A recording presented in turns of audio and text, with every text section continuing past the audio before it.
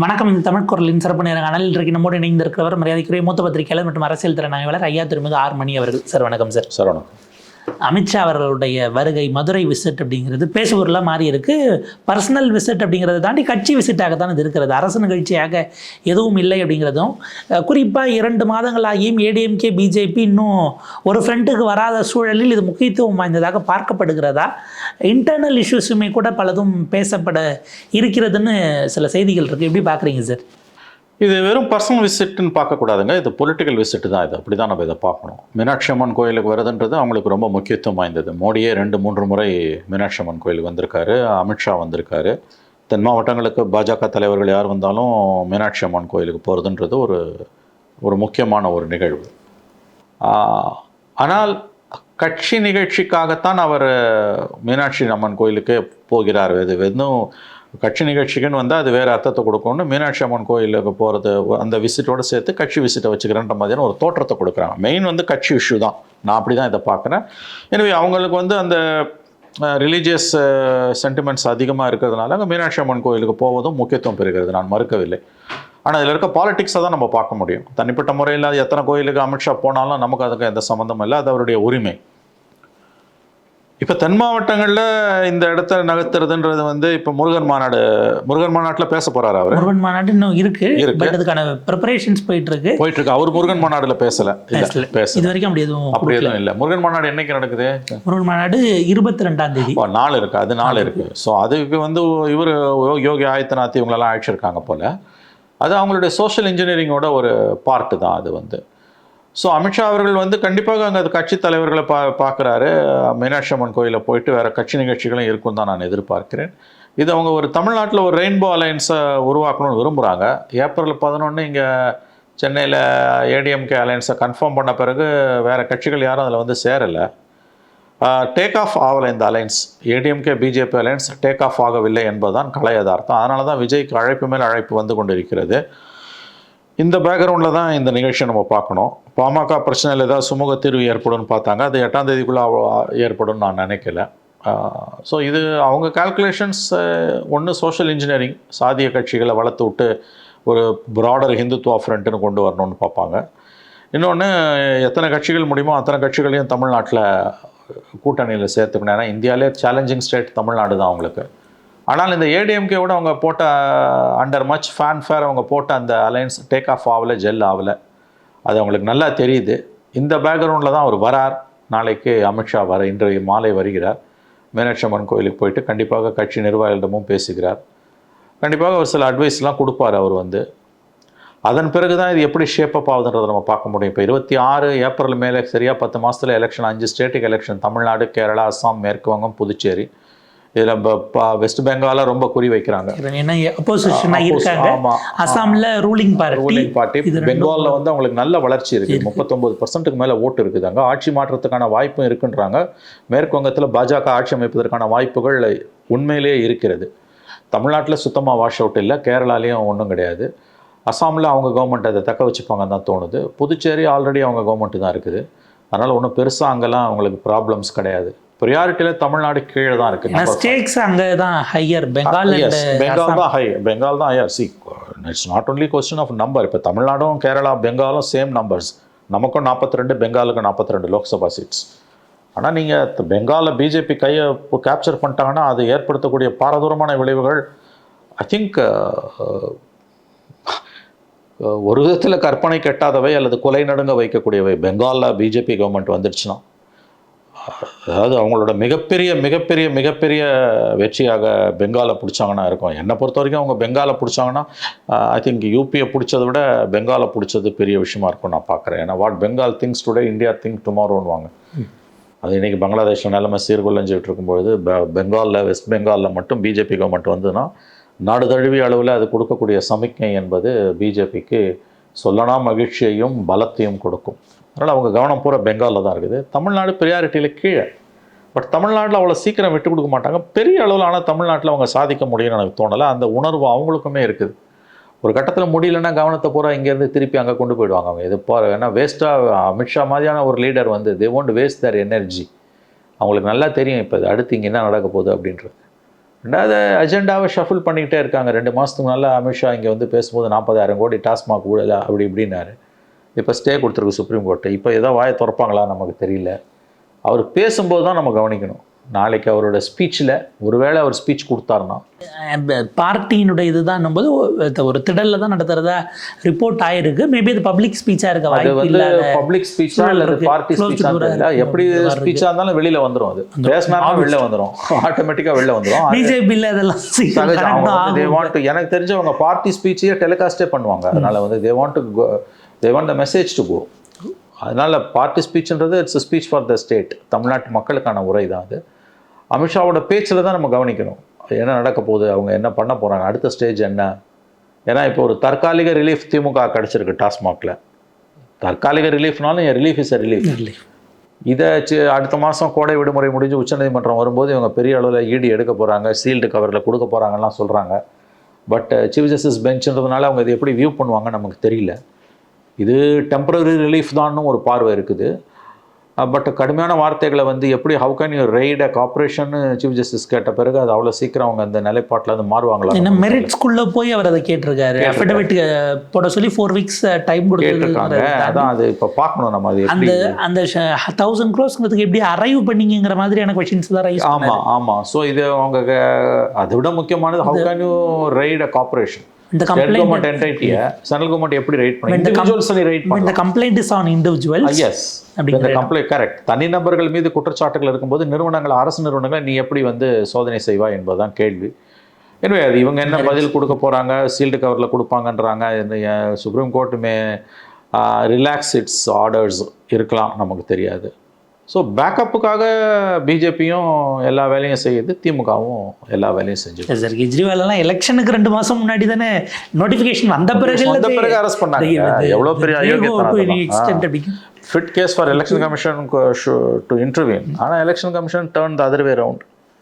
இப்போ அமித்ஷா அவர்களுடைய வருகை அப்படிங்கிறது நயினார் வந்த பிறகு அவரே சொல்கிறாரு, நான் அண்ணாமலை மாதிரிலாம் அரசியல் பண்ண மாட்டேன், என்னுடையது அதிரடியாக இருக்காது, அமைதியான முறையில் தான் இருக்கும் அப்படிங்கிறாரு. பட் அது ஒரு இம்பேக்டை, ஏன்னா இந்த 2 மாதங்களில் கூட்டணி முடிவான பிறகு என்ன டிபேட்டை பிஜேபி இங்கே கட்டமைச்சதுன்னு ஒரு கொஷின் ரைஸ் ஆகுதில்ல. அது இப்போ ஜெல் ஆகலை சார். 2 பேரும் சேர்ந்து ஒரு ஜாயிண்ட் ஸ்ட்ரகிளை இந்த 2 மாதத்தில் நடத்த முடியல. இத்தனைக்கும் they have a commonality of interest. DMK அரசின் மீதான தவறுகளை, திமுக அரசின் குற்றங்களுக்கு எதிராக அண்ணா திமுகவும் பிஜேபியும் சேர்ந்து கூட்டு போராட்டங்கள் நடத்தியிருக்கணும். ஒரு ஆர்ப்பாட்டம், ஒரு உண்ணாவிரதம், ஒன்றுமே இல்லை, தனித்தனியாக நடத்துகிறாங்க. ஆனால் ஜாயிண்ட்டாக நடத்தலை. இப்போ நீங்கள் ஜாயிண்ட்டாக நடத்தலைன்னும் போது அலையன்ஸ் வந்து கீழே ஜெல் ஆகலை. தனிப்பட்ட முறையில் பேசும்போது தலைவர்களே என்ன சொல்கிறாங்கன்னா, கீழே கேடர்ஸ் ஒத்துக்கலை, ரொம்ப கஷ்டப்படுறோம் கேடர்ஸை கன்வின்ஸ் பண்ணுறதுக்குன்றாங்க. மக்கள்கிட்டையும் ஓட்டர்ஸ் மட்டிலையும் இந்த அலையன்ஸ் கன்வின்ஸ் ஆகலை. திமுகவை பிடிக்கல, ஆனால் பிஜேபியோட சேர்ந்தினா ஓட்டு வரல. விடியல் பயணம்னு சொல்லக்கூடிய பேருந்தில் இலவசமாக பயணிக்கக்கூடிய பெண்கள் விஜய்க்கு ஓட்டு போடுவன்றாங்க. ஆனால் அண்ணா திமுக பிஜேபி கூட்டணியை ஏற்றுக்க மாட்டேன்றாங்க. இதுதான் இங்கே இருக்கக்கூடிய சிக்கல். விடியல் பயணத்தில் பேருந்தில் இலவசமாக கட்டணம் இல்லாமல் பயணம் செய்யக்கூடிய பெண்கள், எல்லா வயது பெண்களிலும் ஒரு பிரிவினர் அல்லது கணிசமான பிரிவினர் என்று கூட நான் சொல்லுவேன், நாங்கள் விஜய்க்கு ஓட்டு போடுவோன்றாங்க. ஆனால் ஏடிஎம்கே பிஜேபிக்கு போட மாட்டேன்றாங்க. Because of BJP factor. இதை நீங்கள் புரிஞ்சுக்கணும். அப்போ இந்த பேக்ரவுண்டில் பார்க்கும் பொழுது இந்த அலையன்ஸ் டேக் ஆஃப் ஆகலை. பிஜேபிக்கு அது பொனன்ஸா ஏடிஎம்கே வந்தது. ஆனால் ஏடிஎம்கேக்கு 70% மேலே கேடர்ஸ் அண்ட் சப்போர்ட்டர்ஸ் வந்து இந்த அலையன்ஸை ரிஜெக்ட் பண்ணுறாங்க. இது கீழே ஜெல்லாவிலானா 96 ஜெயலலிதா நரசிம்மராவ் அலையன்ஸ் மாதிரி சைபர் ஆகும். இந்த சிக்கலில் தான் அவங்க விஜய். அதுவாச்சும் டைம் டியூரேஷன் தான், இது டைம் இருந்தும் அந்த நிலைக்கு போகும். எக்ஸாக்ட்லி. இந்தியாவோட நம்பர் 1 கட்சி, 17 மாநிலங்கள் ஆட்சியில் இருக்க கட்சி, இந்தியாவை 11 ஆண்டுகள் ஆண்டு கொண்டிருக்க கட்சி, உலகத்திலேயே பணக்கார கட்சி, most powerful political party in the recent history of the world. ஆனால் இங்கே அவங்களால ஏடிஎம்கேவோட ஜெல் ஆகலை. ஏடிஎம்கே 30 வருஷம் ஆண்ட கட்சி. இந்த 2 பேரும் சேர்ந்து விஜய்க்கு எதுக்கு தினம் அழைப்பு கொடுக்குறாங்க. அது பிஜேபி ஆல்மோஸ்ட் மடிப்பிச்சை கேட்குற லெவலுக்கு வந்துடுச்சு. விஜய் அவர்படி மேலே போயிட்டு நாங்கள் அழைப்பு விடுத்தாச்சு, அவர் தான் பதில் சொல்லணுங்கிற லெவலுக்கு நேற்று பிரஸ் மீட்டில் இன்சிஸ்ட் பண்ணுறாரு. பிஜேபியோட நிலைமை மடிப்பிச்சை கேட்குற நிலைமை விஜய் கிட்ட. ஏடிஎம்கே அந்த அளவுக்கு இறங்கி போகல. வந்தால் வரட்டும், வராட்டி போட்டுருந்தா எடப்பாடி நினைக்கிறேன். டிவி நேற்றுக்கு திரும்ப விஜய்க்கு அழைப்பு அழைப்பு கொடுத்துருக்காரு. இது என்ன கதை இது? ஒருங்கிணைந்து திமுகவை வீழ்த்த வேண்டும் என்கிற எண்ணத்தில் எல்லாரும் உள்ள வரணும் அப்படின்னு அடுத்தடுத்து அதை அதிகப்படுத்திக்கிட்டே போகிறாங்களோங்கிற ஒரு கொஷின் ரைஸ் ஆகுது சார்.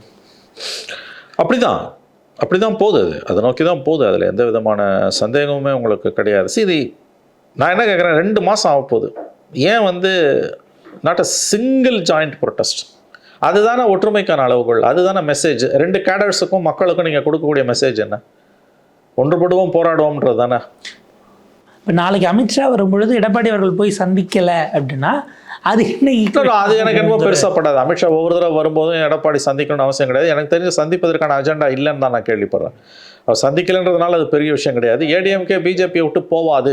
26 எலெக்ஷனில் they have to swim together or sing together. as long as BJP remains in power in center, ADMK வெளியில் வர்றதுங்கிறது ruled out, completely ruled out. இவங்க அடிமை சாசனம் எழுதி கொடுத்துட்டு தான் போயிருக்காங்க, ஞாபகம் வச்சுக்கோங்க. சும்மா ஒரு தடவை நான் ஏடிஎம்கே கிட்ட, ஒரு தடவை நாங்கள் வந்து பிஜேபி கிட்ட நாங்கள் வந்து ஒன்றாயிடுறோம், ஒரு தடவை அவங்களோட கூட்டணி சேர்ந்துக்கிறோம், அதுக்கப்புறம் பிரிஞ்சுக்கலாம் அப்படின்லாம் நினச்சிங்கன்னு வச்சுக்கோங்க. அதோட முட்டாள்தனம் எதுவுமே கிடையாது. விவிலியத்தில் ஒரு வாசகம் வரும், பைபிளில் ஒரு வாசகம் வரும். If you serve devil for once, you will have to serve forever. If you serve devil for once, you will have to serve forever. அற்புதமான வாசகம். பிசாசுக்கு ஒரு முறை ஊழியம் செய்வது, ஒரே ஒரு முறை மட்டும் ஊழியம் செய்கிறேன் என்று நீ முடிவு செய்து விட்டால் வாழ்நாள் முழுவதும் ஊழியம் செய்வாய். அதுதான் BJP. If you serve devil once, you will have to serve forever. Bible. இதான் இன்றைக்கி ஏடிஎம்கே கதை. 11th ஹவரில் எடப்பாடி பிஜேபி விட்டு வந்துடுவாருலாம் கதை அழகிறாங்கல்ல. இதை விட முட்டாள்தனம் எதுவும் கிடையாது. ஏன்னா இன்னும் 3 வருஷம் அங்கே மோடி கவர்மெண்ட் இருக்குது. 26 எலெக்ஷனில் வந்து இங்கே தமிழ்நாட்டில் ஆட்சி மாற்றம் வரலாம், வராமலும் போகலாம். அது எக்கடை கட்டு போட்டோம். எப்படி நடந்தாலும் அடுத்த 3 வருஷம் நீ அங்கே மோடியை ஃபேஸ் பண்ணி ஆகணும். 1. 2வது larger picture. If you serve devil for once, you will have to serve forever. எப்படி நீ வெளியில் வருவேன் நான் கேட்குறேன். இப்போ ஏன் போய் சேர்ந்தீங்க? எலெக்ஷனுக்கு முன்னால் வெளியில் வரவங்க எப்போ ஏன் போய் சேர்ந்தீங்க? நீ 4.5 வருஷம் உங்கள் கவர்மெண்ட்டு நீங்கள் பண்ண அட்டூழியம் எல்லாம் ஃபைலு கிடக்குதில்ல கையில். அண்டர் கம்பல்ஷன் தானேங்க நீங்கள் போனீங்க, அண்டர் த்ரெட்டு தானே போனீங்க. எப்பயும் போக மாட்டேன்னு தானேங்க எடப்பாடி திரும்ப திரும்ப சொன்னார். என்ன கிரவுண்ட் சுச்சுவேஷனில் மாற்றங்கள் வந்தது நீங்கள் போய் பிஜேபியை சப்போர்ட் பண்ணுறீங்க? நான் கேட்குறேன், சேஞ்ச் ஆஃப் சர்க்கம்ஸ்டன்சஸ் என்ன sir? Tell me just 1% of change of circumstances. நீங்கள் பிஜேபியோட போக மாட்டோன்னு சொன்னதுக்கான காரணங்கள் அத்தனையும் இன்றைக்கும் உண்மையாக இருக்கும் பொழுது எதற்காக பிஜேபியை போய் சேர்ந்தீங்க? உங்களுக்கு நிர்பந்தங்கள் இருக்கின்றன, பர்சனலாக உங்களுக்கு இஷ்யூஸ் இருக்குது, அதனால தான் போய் சேர்ந்தீங்க. இதில் எப்படி நீங்கள் எலெக்ஷனுக்கு 26 எலெக்ஷனுக்கு 3 மாதம் முன்னால் வெளில வருவீங்க? எப்படி அப்படி ஒரு மித்தை கிரியேட் பண்ணுறீங்க? அடுத்த 3 வருஷம் இந்த எலெக்ஷன் 26 எக்கடு கட்டு போனாலும் அடுத்த 3 வருஷம் அவனுக்கு பவர் இருக்குது கையில். யூ ஆர் சர்விங் டெவில், மறந்துடாதீங்க. You will have to serve it for ever. இதில் நயினார் ஒரு விஷயம் சொல்கிறாரு, சமரசம் அப்படின்னாலே எங்களுக்கு அது ரொம்ப உடன்பாடான ஒரு வார்த்தை தான். அதன் காரணமாகத்தான் ராமதாஸ் அவர்களும் அன்புமணி அவர்களும் இணையணும் அப்படிங்கிறது எங்களோட எண்ணமாக இருக்குது. ஆனால் பாஜக நாங்கள் போல, குருமூர்த்தி அவர் நல்ல மனிதர் அப்படிங்கிற வகையில் அவர் போயிருக்காரு மக்கள் நலனுக்காகன்னு. பிஜேபி, தமிழ்நாடு பிஜேபி குருமூர்த்தி அவர்கள் போன பிறகும் தன்னை தள்ளி வச்சுக்கிட்டா, இல்லை குருமூர்த்திக்கும் பிஜேபிக்கும் சம்மந்தம் நகர்த்தி வைக்கிறாங்களா? இல்லை, ஊரை ஏமாத்துறதுக்கு ஒரு அளவு உண்டு. நன்றாக மக்களை ஏமாற்றிக் கொண்டிருக்கிறார்கள். குருமூர்த்தி என்ற நபர் யாருன்னு தெரிஞ்சால் அவர் எப்படி போனார், எதற்காக போனார் என்பது தெரியும். தமிழ்நாட்டில் குறைந்தபட்ச அரசியல் புரிதல் உள்ளவங்களுக்கு பிஜேபி யாருன்னு தெரியும், குருமூர்த்தி யாருன்னு தெரியும். குருமூர்த்தி போய் அங்கே பார்க்குறாருன்னா யார் சொல்லி அவர் பார்த்துருக்கிறார் அல்லது பார்க்க முயற்சித்திருக்கிறார் என்பது விவரம் அறிந்தவர்களுக்கு தெரியும். இதெல்லாம் வந்து இப்படிலாம் பேசுகிறதால வந்து மக்களை ஏமாற்ற முடியும் என்று நயினார் நாகேந்திரன் நினைப்பாரே, ஆனால் அவருக்கு நாம் நம்முடைய வாழ்த்துக்களை தெரிவித்துக் கொள்ளத்தான் வேண்டும். இப்போ பிஜேபி, ஏடிஎம்கே பிஜேபி அலையன்ஸ் ஜெல்லாகல அப்படிங்கிறது தெரிஞ்சதுனால தான் அடுத்தடுத்த கட்சிகளை உள்ளே கொண்டு வர வேண்டும். ஏன்னா பாமக இஷ்யூ இன்னும் எலெக்ஷன் நேரத்தில் கூட நம்ம பார்த்துக்கலான்னு விட்டுருந்துருக்கலாம். ஆனால் விடலை அப்படிங்கிறது அவங்க அந்த ரியாலிட்டி புரிஞ்சிருச்சு நம்ம பார்க்க வேண்டியிருக்கா சார். அதாவது பிஎம்கேக்கு மற்ற ஆப்ஷன்ஸை டோர்ஸை ஓப்பன் பண்ணி வைக்க வேண்டாங்கிற அவசரம் இருக்குன்னு நம்ம பார்க்க வேண்டியிருக்கா? யாருக்கு? பாமகவுக்கு, பிஜேபி. ஆமாம். அவங்க எல்லாரையும் தம் பக்கம் இழுக்கணும்னு பார்க்குறாங்க. நீங்கள் ஒரு விஷயம் புரிஞ்சுக்கோங்க, நான் திரும்பவும் சொல்கிறேன், ஏடிஎம்கே பிஜேபி அலையன்ஸ் வந்து 2 மாதம் ஆக போகுது. இந்த அலையன்ஸு டேக் ஆஃபே ஆகலை. அந்த 2 கட்சிகளும் நான் சொன்னேன் இல்லையா, ஒன்று இந்தியாவோட மிகப்பெரிய கட்சி, உலகத்திலே பணக்கார கட்சி. ஹிஸ்ட்ரியில் அங்கே இந்த பிஜேபி மாதிரி ஒரு பொலிட்டிக்கலி பவர்ஃபுல்லான பார்ட்டி வேர்ல்டுலேயே கிடையாதுங்க இன்னைக்கு. அவர் ரீசெண்ட் ஹிஸ்ட்ரியிலே கிடையாது. சிதம்பரம் 2 வாரத்துக்கு மேலே சொன்ன மாதிரி எலெக்ஷன் கமிஷன் ஆஃப் இந்தியாவிலேருந்து தமிழ்நாட்டோட கடைக்கோடியில், அதாவது தென் மண்டலத்தில் இந்தியாவோட கடைக்கோடியில் இருக்கக்கூடிய ஒரு சின்ன போலீஸ் ஸ்டேஷன் வரைக்கும் அவங்க கண்ட்ரோல் பண்ணுறாங்க. கோர்ஸ் கரெக்ஷன் பண்ணுறாங்க தப்பு பண்ணும்போது. எலெக்ஷன் மெஷினரி இருக்குது அவங்கக்கிட்ட. அவங்க ஒர்க் லைக் கிளட்டன்னுவாங்க. அந்த அளவுக்கு பவர்ஃபுல்லான பொலிட்டிக்கல் பார்ட்டி. 17 மாநிலங்களில் ஆட்சி, மத்தியில் 11 ஆண்டுகள் ஆட்சி. 29லேயும் ஆட்சி மாற்றம் வாய்ப்பதற்கான வாய்ப்புகள் ரொம்ப குறைவாக தான் இருக்குது. இவ்வளோ பவர்ஃபுல் பார்ட்டி ஒரு பக்கம், இன்னொரு பக்கம் தமிழ்நாட்டை 30 ஆண்டுகள் ஆண்ட கட்சி. 2 பேரும் அலையன்ஸ் சேர்ந்து ஆல்மோஸ்ட் டெய்லி பேசிஸில் எதற்காக அழைப்பு எடுத்து கொண்டிருக்கிறார் விஜய்க்கு நம்முடைய நயினார் நாகேந்திரனும் ஆகட்டும், அல்லது ஏடிஎம்கே சில தலைவர்கள் ஆகட்டும். அவங்களுக்கு தெரியுது இந்த அலையன்ஸ் டேக் ஆஃப் ஆகலைன்னு. இதுதான் சிக்கல். இப்போ டேக் ஆஃப் ஆகாத அலையன்ஸ் வச்சு நீங்கள் என்ன பண்ண போகிறீங்க? கூடுதலாக கட்சிகளை சேர்க்கணும். It's a rainbow alliance, index of opposition unity, IOUன்னு. இந்த 19 அலையன்ஸை ரீசெலக்ட் பண்ணுறதுக்கான முயற்சிகள் தான் இப்போ இருக்குது. 21க்கும் 19க்கும் வித்தியாசம். தேமுதிக மட்டும் 21 இல்லை. இப்போ அவங்களையும் சேர்த்து கொண்டு வரதுக்கான முயற்சிகள் தான். அதில் பெரிய பொலிட்டிக்கல் பார்ட்டி பாமக, 4லேருந்து 5% ஓட்டு இருக்குது. அவங்கள இன்றைக்கி உள்ளே இழுக்கிறதுக்கான வேலைகள் இருக்குது. அன்புமணிக்கு நெருக்கடி, இஸ் அண்டர் அக்யூட்னஸ் இப்போ கம்பல்ஷன். பிஜேபியை தவிர வேறு எங்கேயும் அவர் போக முடியாது. அவருக்கு அவ்வளோ நெருக்கடிகள் இருக்குது. 24ல் பிஜேபியோட 11th ஹவரில் போய் சேர்ந்ததுக்கு ஏடிஎம்கேயோட பேசிக்கிட்டே இருந்து லாஸ்ட் 2 ஹவர்ஸில் எப்படி மாறினாரோ அதுக்கு என்ன காரணங்கள் இருந்தோ அந்த காரணங்கள் இன்றைக்கும் ஜீவிதத்துடன் தான் இருக்கிறாங்க. நீங்கள் இஃப் யூ டெவில் சர்வ் ஒன்ஸ்ங்கிறது 14, 19, 24ன்னு 3 எலெக்ஷன்லையும் பாமக பாஜக கூட்டணிக்கு போனதுலேருந்து. அதே மாதிரி 19லையும் 21லையும் you serve devil twice, thrice escape ஆனீங்க. 4th நீங்கள் சர்வ் பண்ண தான் போகிறீங்க. கண்டிப்பாக அதில் எந்த சந்தேகமும் கிடையாது. ஏடிஎம்கேவாகட்டும், பிஎம்கேவாகட்டும், யாரெல்லாம் லூட் பண்ணாங்களோ, தமிழ்நாட்டை யாரெல்லாம் லூட் பண்ணாங்களோ அவங்கெல்லாம் வந்து கண்டிப்பாக as long as பிஜேபி டெல்லியில் பவர்ஃபுல்லாக இருக்க வரைக்கும் பிஜேபிக்கு ஊழியம் செய்து தான் ஆக வேண்டும். இது இன்றைக்கி லூட் பண்ணுற எல்லாருக்கும் பொருந்தும். அதிகாரத்தில் இருந்துக்கிட்டு இன்றைக்கி லூட் பண்ணிக்கிட்டு இருக்க, மக்களை சுரண்டிக்கிட்டு இருக்க, மக்களை பெருங்கொள்ள அடிச்சுக்கிட்டு இருக்க எல்லா கட்சிகளுக்கும் இது பொருந்தும். அதிமுகவுக்கும் பாமகவும் ஏற்பட்டது தான் இன்றைக்கு ஆட்சியில் இருக்கக்கூடியவர்களுக்கும் பொருந்தும். ஏன்னா அந்த பேட்டர்ன் 11 ஆண்டுகளில் பிஜேபி எத்தனை கட்சிகளை உடைச்சதுன்னு ஒரு பெரிய லிஸ்ட்டை வந்து பிஜேபி எதிர்ப்பாளர்கள், அரசியல் ரீதியாக இருக்கக்கூடிய பிஜேபி எதிர்ப்பாளர்கள், பாலிட்டிஷியன்ஸ் கொடுக்குறாங்க. அது உண்மை. அதாவது இப்போ அதிமுக இருக்கட்டும், பாமகவாக இருக்கட்டும், இப்போ சரத்பவாரோட நேஷ்னலிஸ்ட் கான்ஃபரன்ஸ் பார்ட்டியாக இருக்கட்டும், சிவசேனாவாக இருக்கட்டும், முலாயம் சிங்கோட பிரதராக இருக்கட்டும், ராம்விலாஸ் பாஸ்வானாக இருக்கட்டும், ஒரு நீண்ட கடிதத்தையே ஜனதாதள் இவர் இப்போ பெங்களூரு கர்நாடகாவில் இருக்கக்கூடிய ஜனதாதள் ஜேடிஎஸ்ஸாக இருக்கட்டும், இவங்கெல்லாம் வந்து இவங்க எல்லாரையும் பிஜேபி உடைச்சதுன்னு நம்ம ஒப்பாரி வைக்கிறோம். ஆனால் இவங்கெல்லாம் இப்படி உடைஞ்சு போனதுக்கு காரணம் என்னன்றதை பற்றி பேச மறுக்கிறோம். நான் கேட்குறேன், கம்யூனிஸ்ட் கட்சியை சிபிஎம்ஐயை பிஜேபியால் உடைக்க முடியல. இத்தனைக்கும் அவங்கக்கிட்ட ஒரு கவர்மெண்ட் இருக்குது, கேரளா கவர்மெண்ட் இருக்குது. அவங்கள உடைக்க முடியல, இவங்களெல்லாம் ஏன் உடைக்கிறாங்க? நீங்கள் அந்த அளவுக்கு லூட் பண்ணீங்க, அதனால் உடையுது. நீ கொள்ளை அடிச்சுன்னா பிஜேபிக்கு ஊழியம் செய்து தான் ஆக வேண்டும். அதுதான் நான் சொல்கிறேன். இன்றைக்கி அதிமுகவுக்கும் பாமகவுக்கும் நடந்து கொண்டிருப்பது நாளைக்கு தமிழ்நாட்டை ஆண்டு கொண்டிருக்கக்கூடியவர்களுக்கும் வரும். எழுதி வைத்துக் கொள்ளுங்கள். இதுதான் இன்றைக்கி இருக்கக்கூடிய சிக்கல். வேறு வழி இல்லை, அவனுக்கு போய் தான் ஆகணும். அங்கே போகும்போது நீ வந்து அதனால் வரக்கூடிய சேதாரங்களுக்கு பொறுப்பேற்று தான் ஆகணும். இப்போ இங்கே வந்து அதிமுக தலைமையிலான பாஜக என்டிஏ அலைன்ஸ் அப்படிங்கிறத அமித்ஷா அவர்களே சொல்லிட்டாரு. இந்த நிலைமையில் இருக்கும் பொழுது கட்சிகள், அதாவது இப்போ கூட்டணிக்கு உள்ளே வரக்கூடியவர்கள் கோயலேஷன் கவர்மெண்ட் அப்படிங்கிறத டிமாண்ட் பண்ணக்கூடிய இடத்துல இருக்கிறாங்களா? சீட்டோடு சேர்த்து அதையும் பேசுவது. ஏன்னா பிரேமலதா அவர்கள் டேட்டு போட்டு கொடுக்காதனால ராஜ்யசபா தள்ளி வச்சதுங்கிறது ஒரு பாடமாக இருக்கணும்னா எல்லாரும் அப்போ ஏடிஎம்கே அலைன்ஸில் கொஞ்சம் கான்ஷியஸாக இருப்பாங்கல்ல.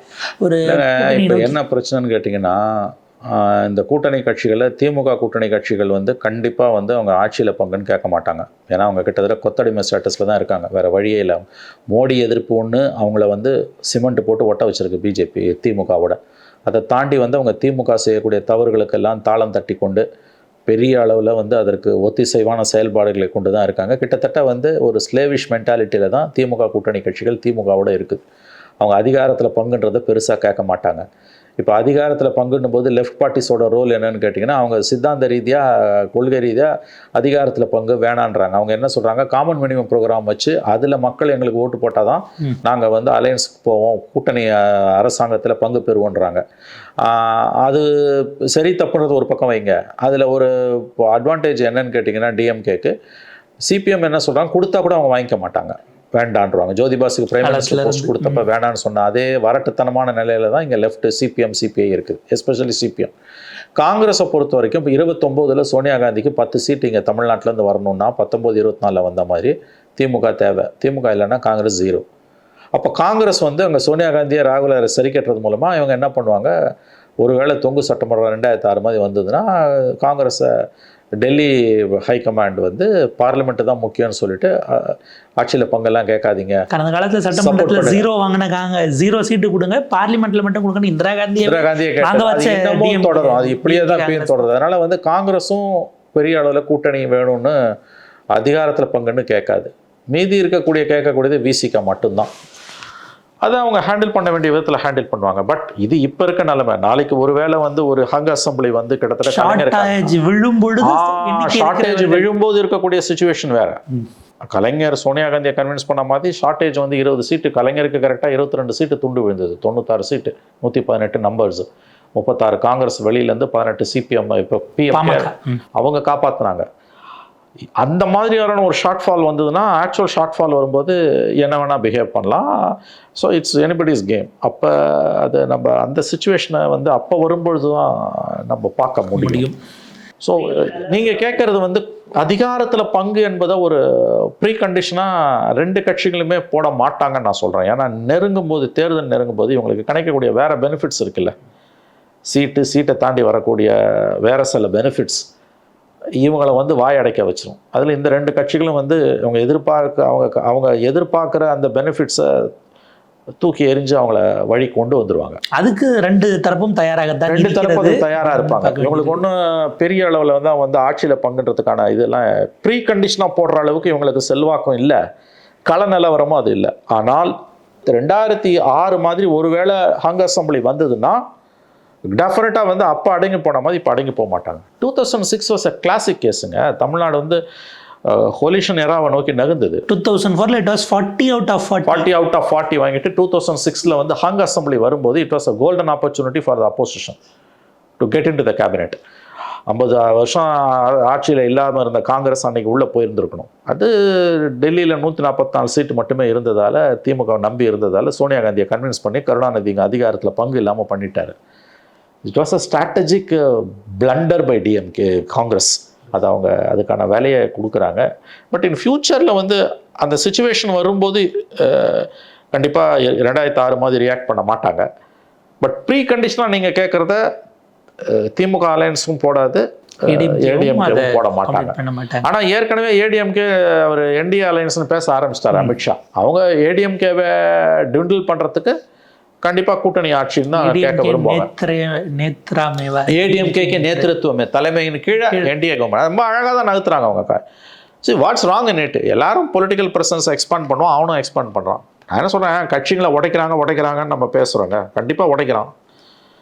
2 விஷயங்க. ஒன்று அதுதான் பாலிடிக்ஸு. நம்பர் 2 உடைக்கிறான்னு சொல்லுங்களேன், நீ ஏன்டா உடையிற? சித்தாந்த ரீதியாக நீ உடஞ்சின்னா நீ அவனை பிளேம் பண்ணலாம்டா. சிபிஐஎம் அவங்க உடஞ்ச மாதிரி நீ வந்து காங்கிரஸோட ஆட்டிடியூடு, நேஷனல் பூர்ஜுவசிக்கு காட்ட வேண்டிய ஆட்டிடியூடு என்னன்றதுல நீங்கள் ஒரு பிரச்சனை வந்தது, நீங்கள் சித்தாந்த ரீதியாக அந்த கட்சி உடஞ்சுது. இது எல்லா ஊராட்சி ஊர் தாலி அறுத்து கொள்ளடிச்சு சுரண்டி பெருங்கொள்ள பிளண்டர் பண்ணிவிட்டு நீங்கள் போய் மாட்டிக்கிறீங்க. ஜெயிலுக்கு போகாமல் இருக்கிறதுக்கு ஒவ்வொருத்தனா போய் பிஜேபியோட சேர்றீங்க. 70,000 கோடி இரிகேஷன் ஸ்கேம்னு மோடியை இந்த நாட்டோட பிரதம மந்திரியாக பேசுகிறாரு.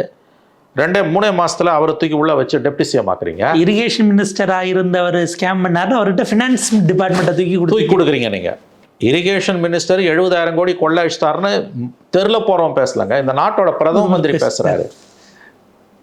பேசிட்டு 3 மாதத்தில் அவர் கையில் தூக்கி நீங்கள் ஃபைனான்ஸை கொடுக்குற. அந்த மாதிரி சிவசேனா உடைச்சா ஒவ்வொரு உடைச்சான்றீங்களே, நீங்கள் ஏன்டா உடஞ்சிங்க? நீங்கள் ஊர் தாலி அறுத்தீங்க, அதனால் போய் காலில் விழுந்தீங்க. அதை பேச மாட்டேன்றல்ல. அடிப்படையான உண்மை, பெரும்பான்மை மதவாதத்துக்கும் ஃபாசிசத்துக்கும் எதிரான போராட்டத்தில் தூய்மையான நிர்வாகம். எங்களுக்கு அதை பற்றி கவலையே இல்லை, நாங்கள் கொள்ளடிப்போம், எல்லா அட்டுழியத்தையும் பண்ணுவோம், சூறையாடுவோம், ஆனால் பிஜேபி வரக்கூடாது. அது எப்படி வராமல்? அது இயற்கை நீதி. அது அதைத்தான் நான் சொன்னேன். இன்றைக்கி காஷ்மீர்லேருந்து கன்னியாகுமரி வரைக்கும் அஜித் பவார்லேருந்து ஸ்ரீகாந்த் ஷிண்டேலேருந்து எடப்பாடியிலேருந்து ராமதாஸ் வரைக்கும் என்ன நடந்ததோ அதுதான், கவிதா கே வரைக்கும் என்ன நடந்ததோ அதுதான் இன்றைக்கி தமிழ்நாட்டை ஆளக்கூடியவர்களுக்கும் வரும் ஆண்டுகளில் நடக்கும். எழுதி பார்த்தா ஒரு வகையில் கன்சென்டட் மேனிப்புலேஷன் அவங்களே அலோவ் பண்ணிக்கிட்டது. ஆமாம், அப்சல்யூட்லி கன்சென்டட் மேனிப்புலேஷன் சரியான வார்த்தை. கன்சென்டட் மேனிப்புலேஷன் தான். நான் கொள்ளடிக்கிறேன், நாளைக்கு பிரச்சனை வந்துன்னா வந்த காசை வச்சு அதை சமாளிச்சுக்கலாம், இல்லைன்னா சரண்டர் ஆகிடுறேன், என் மேலே கை வைக்காத சொல்கிறது ஏன்னா ஒழுங்காக இருக்கலாம், நான் ஏன் ஒழுங்காக இருக்குன்றான். இல்லைங்க, பெரும்பான்மை மதவாதத்துக்கும் ஃபாசிசத்துக்கு எதிரான போராட்டத்தில் தூய்மையான நிர்வாகம் அடிப்படை தேவைங்க. நீங்கள் இன்றைக்கி கம்யூனிஸ்ட்டுகளை உடைக்க முடியல, இத்தனை கட்சிகளை உடைச்ச பிஜேபியால் கேரளாவில் ஆட்சியில் இருக்கக்கூடிய சிபிஎம்மை உடைக்க முடியல. அப்படி இருக்கும்போது ஒரு குறைஞ்சபட்ச நியாய தர்மத்தோடு நீங்கள் இருந்தீங்கன்னா உங்களை காப்பாற்றிக்கலாமா? ஏன் இவ்வளோ திருடுறீங்கன்னா? இதை பாரு, இதெல்லாம் நீ சொல்லாத, திருடுறதுன்றது எங்கள் டிஎன்ஏலே இருக்குது.